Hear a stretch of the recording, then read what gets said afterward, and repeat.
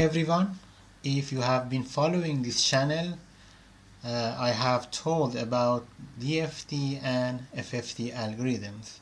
Now I'm gonna talk about one of applications of DFT or FFT, which is filter bank, and it has many applications.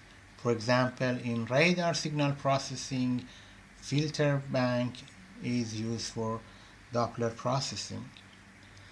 How DFT can be reformulated as a filter bank. I'm gonna show this in this video. Let's start. DFT definition is summation n from 0 to n minus 1 x n e minus j 2 pi n k n for k equals to 0, 1, n minus 1.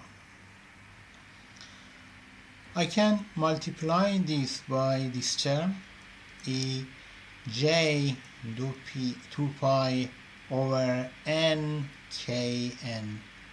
Why? Because this is 1. And also I rewrite this summation, instead of n I use r. Let's write it again. xk equals to r equals to 0, n minus 1 x r e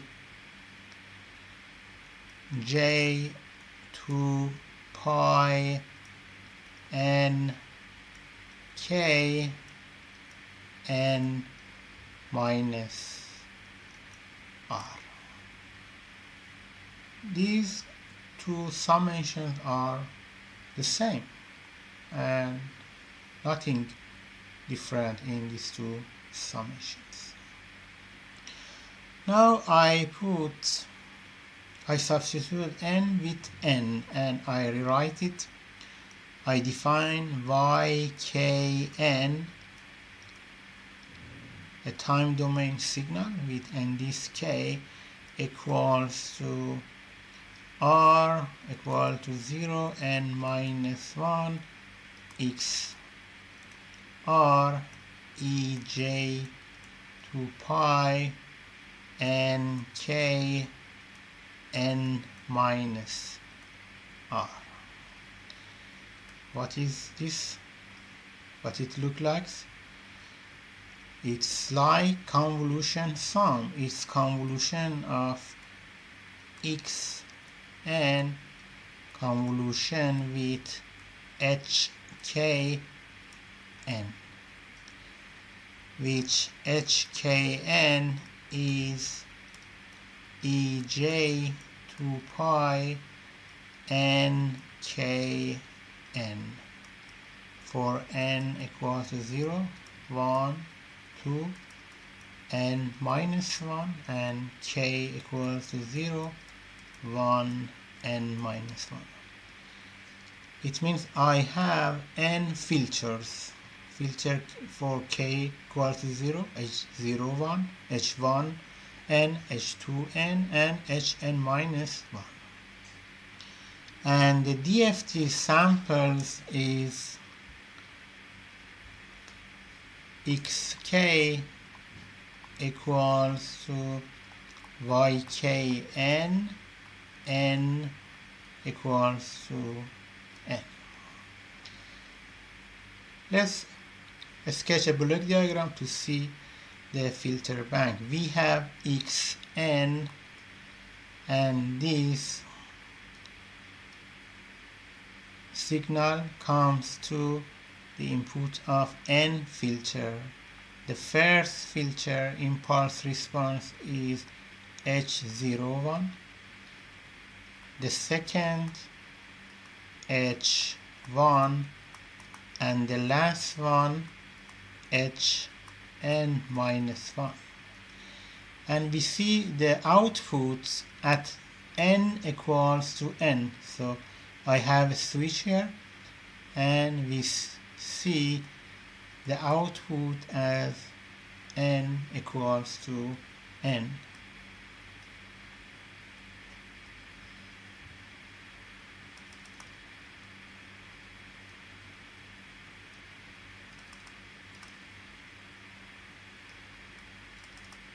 Here it's x0 DFT bin 0 bin x1 until x n minus 1.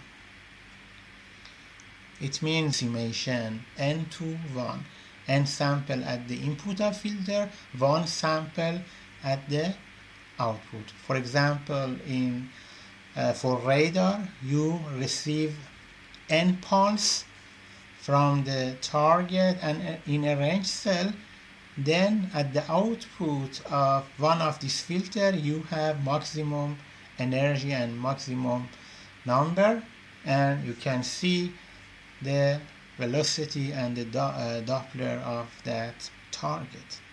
And now let's continue and find the frequency response of these filters.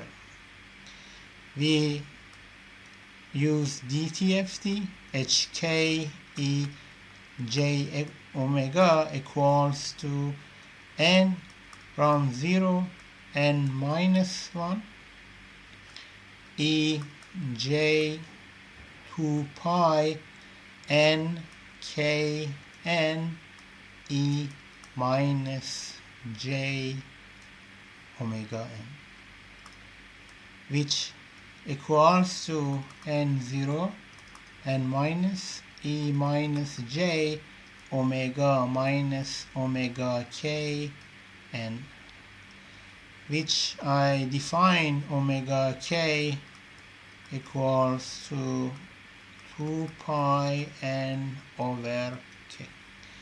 And you can use geometry series and you can write this 1 minus E minus j omega minus omega kn, 1 minus E minus j omega omega k.